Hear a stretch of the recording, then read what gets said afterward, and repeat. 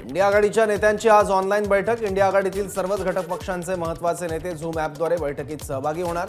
बैठकीत नितीश कुमार यांना निमंत्रण करण्याच्या प्रस्तावाची शक्यता। आजपासून शिर्डीत राष्ट्रवादीचं 2 दिवसीय शिबिर। राष्ट्रवादी काँग्रेस शरद पवार गटाचे नेते आणि पदाधिकारी राहणार उपस्थित।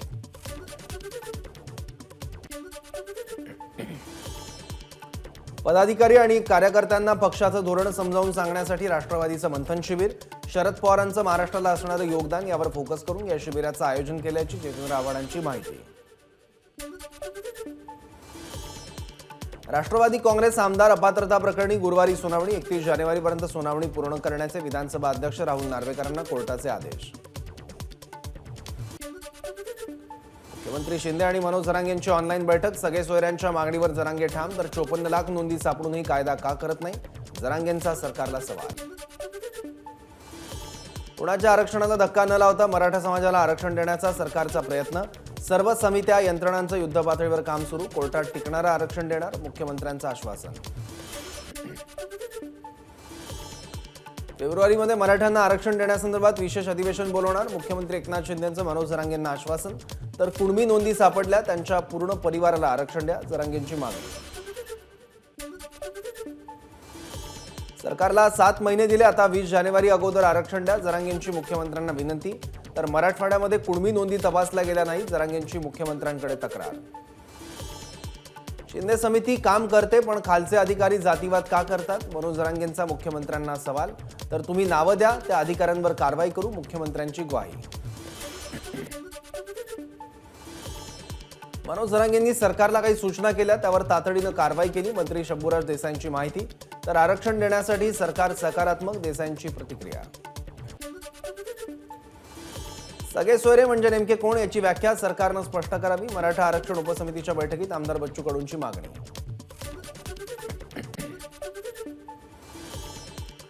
मनोज जरांगेंवर मुंबईला येण्याची वेळ येणार नाही, 20 तारखेपर्यंत आरक्षणावर तोडगा निघेल, मंत्री गिरीश महाजनांचा दावा।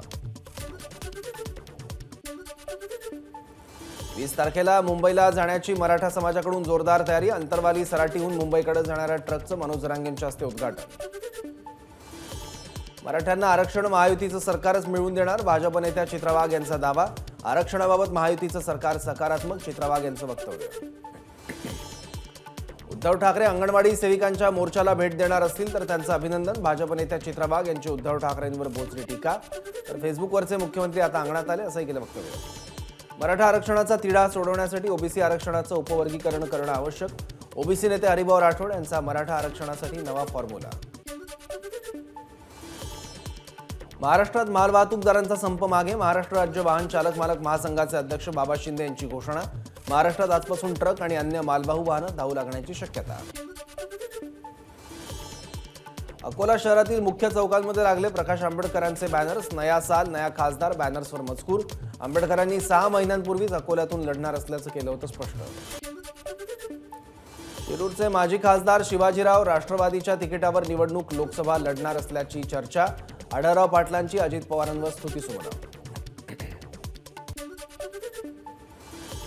बारामती पुरंदर हवेलीचे आमदार संजय जगताप यांना नोटीस। मतदार यादीत 2 ठिकाणी नावं असल्या कारणानं नोटीस। 4 तारखेला कागदपत्र घेऊन पुरंदर इथल्या उपविभागीय कार्यालयात जगताप यांना हजर राहण्याबाबत नोटीस। शिंदे गटाचे पालघर लोकसभेचे पुढचे उमेदवार खासदार राजेंद्र गावितच होणार। शिंदे गटाचे नेते नरेश मस्केंचा मोठा दावा। पालघर लोकसभेसाठी भाजपकडून मोर्चे बांधणी सुरू असतानाच शिंदे गटाचा पालघर लोकसभेवर दावा। रत्नागिरी सिंधुदुर्ग लोकसभा मतदारसंघावर शिंदे गटाचा दावा। मतदारसंघात शिवसेनेची ताकद मोठी असल्यानं दावा केल्याची मंत्री उदय सामंत यांची माहिती। उद्धव ठाकरे अदानींच्या विरोधात भूमिका घेत आहेत, मात्र 3 दिवसापूर्वी शरद पवार आणि अदानींची भेट झाली, याचं उत्तर त्यांच्याकडे आहे का, मंत्री उदय सामंत यांचा ठाकरेंना सवाल। निवडणुकांच्या निमित्तानं कोण पुढे येतं आणि कोण खऱ्या अर्थानं काम करतंय मतदारांना समजतं, आदित्य ठाकरेंच्या सभेवरून मंत्री शंभूराज देसाईंचा टोला। सिंधुदुर्ग जिल्ह्यातील पाणबुडी प्रकल्प वेंगुर्ला इथेच होणार, मंत्री रवींद्र चव्हाण यांचा दावा। पाणबुडी प्रकल्प शासनाचा महत्त्वाकांक्षी प्रकल्प असल्याची चव्हाण यांची प्रतिक्रिया।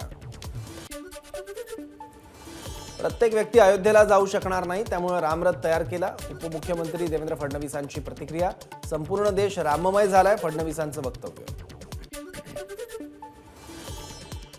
महाविकास आघाडीत जाण्याचा विचार नाही, राजू शेट्टींचं स्पष्टीकरण. स्वाभिमानी स्वबळावर 6 जागा लढवणार, मुंबईत राजू शेट्टींची घोषणा. उद्धव ठाकरेंना राजकीय हेतूने भेटलो नाही, उद्धव ठाकरेंच्या भेटीनंतर राजू शेट्टी यांची प्रतिक्रिया. तर शेतकऱ्यांच्या प्रश्नासाठी उद्धव ठाकरेंची भेट घेतल्याची राजू शेट्टींची माहिती. राजू शेट्टी मातोश्रीवर पोहोचल्यानंतर कोल्हापूरचे ठाकरे गटाचे जिल्हाप्रमुख नाराज. लोकसभा निवडणुकीसाठी इच्छुक असलेले मुरलीधर जाधव यांचा शेट्टींच्या उमेदवारीला विरोध. मुंबईतील महालक्ष्मी रेसकोर्सची 226 एकर जागा मुख्यमंत्र्यांचा बिल्डर मित्र हडपण्याच्या तयारीत. उद्धव ठाकरेंचा आरोप. मुख्यमंत्र्यांना बिल्डर आणि कंत्राटदार कठपुतलीसारखं नाचवतायत, ठाकरेंची टीका.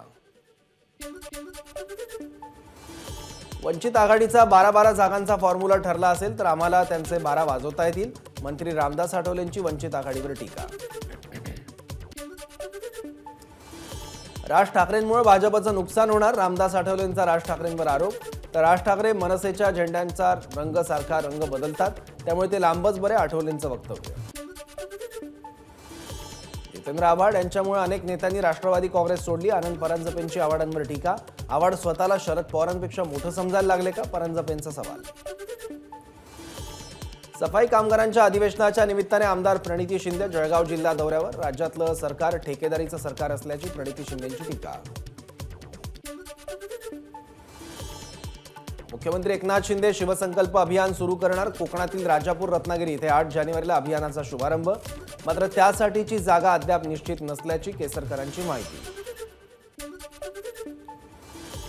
नाशिकमध्ये 12 जानेवारीपासून राष्ट्रीय युवा महोत्सवाचं आयोजन. पंतप्रधान नरेंद्र मोदींच्या हस्ते होणार उद्घाटन.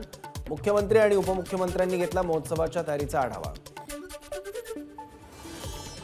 लातूर बार्शी टेंभुर्णी महामार्ग चौपदरीकरणाच्या कामाला गती द्या. उपमुख्यमंत्री अजित पवारांचे निर्देश. केंद्रीय महामार्ग मंत्रालयाकडील डीपीआर मंजुरीसाठी पाठपुरावा करण्याच्याही सूचना. अशोक चव्हाण माझ्या विरोधात उभे राहिले तर मागच्या लीडपेक्षा 4 पट लीडनं विजयी होणार. खासदार प्रताप पाटील चिखलीकरांचं अशोक चव्हाण यांना आव्हान. वैतरणा जलवाहिनीच्या दुरुस्तीमुळे मुंबईतील काही भागात उद्या पाणी पुरवठा बंद राहणार, तर काही विभागात 10% पाणी कपात. नागरिकांनी काटकसरीने पाणी वापरावं, बृहन्मुंबई महापालिका प्रशासनाकडून आवाहन. सिद्धिविनायक गणपती मंदिरातील श्रींच्या मूर्तीला आजपासून 7 जानेवारीपर्यंत सिंदूरलेपन करण्यात येणार. त्यामुळे भाविकांना प्रत्यक्ष श्रींच्या मूर्तीच्या दर्शनाऐवजी श्रींच्या प्रतिमेचं दर्शन घेता येणार. राजकीय वैर समजू शकतो, मात्र हात उचलणं योग्य नाही. आमच्या विरोधकांना पराभव पचवायची ताकद नाही. प्लॅन करून एमडींवर हल्ला करण्यात आला. राजाराम साखर कारखान्याचे चेअरमन अमल महाडिक यांची प्रतिक्रिया. काँग्रेसच्या शिर्डी शहराध्यक्षावर प्राणघातक हल्ला. राहाता तालुक्यातील लोणी गावातली घटना. हल्ल्यात शहराध्यक्ष सचिन चौगुलेंसह शिर्डीचे माजी नगरसेवक सुरेश आरणे गंभीर जखमी. वाहतूक कायद्याविरोधात कठोर तरतुदीविषयी सर्वोच्च न्यायालयात जनहित याचिका. याचिकेमध्ये फौजदारी कायद्यात बदल करणाऱ्या 3 कायद्यांना दिलं आव्हान. छत्रपती संभाजीनगर शहरात आज रिक्षा आणि काळी पिवळी चालकांचा बंद. हिट अँड रन कायद्याच्या विरोधात पुकारला बंद. रिक्षाच्या बंदच्या निर्णयामुळे सर्वसामान्य नागरिकांचे होणार हाल.